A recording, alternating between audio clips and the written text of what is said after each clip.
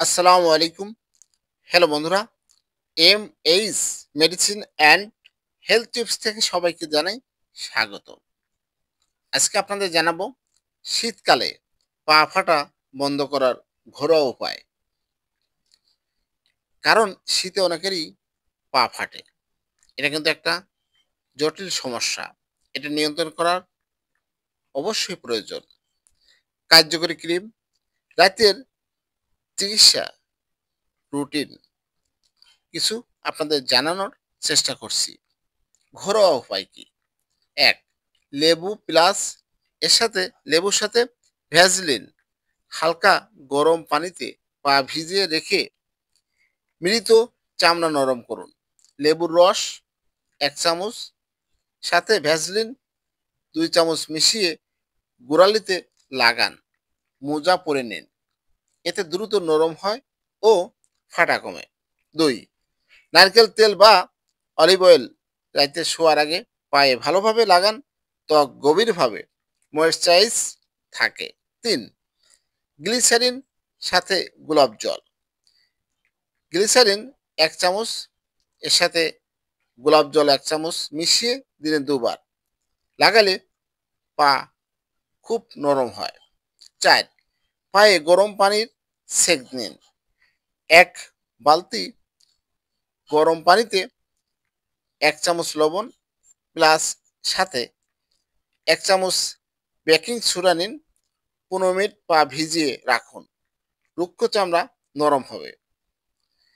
কার্যকরী ক্রিম যা দ্রুত ফল দেয়, বাংলাদেশে সহজে পাওয়া যায়। আপনি এগুলো ডাক্তারের পরামর্শে এই ক্রিমগুলো ব্যবহার করতে পারেন। শুষ্ক, রুক্ষ, ফাটা চামড়া ঠিক করতে সবচেয়ে কার্যকর। ভ্যাসলিন আছে। ভ্যাসলিন আপনি রাতে লাগালে আর্দ্রতা ধরে রাখে। ফাটা কমাতে ও নরম রাখতে বিশেষ করে ভালো কাজ করে। রাতের চিকিৎসা, বিশেষ করে রুটিন, এটাই সবচেয়ে কার্যকর। ২ থেকে ৫ দিনে পার্থক্য দেখা যায়। ধাপ ১. পা ভিজিয়ে নরম করুন। হালকা গরম পানিতে ১০ থেকে ১৫ মিনিট পা ভিজিয়ে রাখুন। চাইলে একটু লবণ বা বেকিং সোডা নিন। ধাপ ২. মৃত চামড়া অর্থাৎ মারা গেছে সেই চামড়া হালকা করে স্ক্রাব করুন। পামিশ স্টোন বা হালকা স্ক্রাব দিয়ে রুক্ষ অংশ ঘষে পরিষ্কার করুন। জোরে ঘষবেন না, তাহলে মূল চামড়া উঠে যাবে, তখন ব্যথা অনুভূত হবে। ধাপ ৩. ক্রিম লাগান। রাতে পা ফাটার ক্রিম রয়েছে, এগুলো ডাক্তারের পরামর্শে লাগাতে পারেন বা ভ্যাসলিন লাগাতে পারেন। এতে আর্দ্রতা আটকে থাকে। ধাপ ৪. মোজা পরে ঘুমান। এতে ক্রিম ঠিকমতো কাজ করে এবং পা দ্রুত নরম হয়।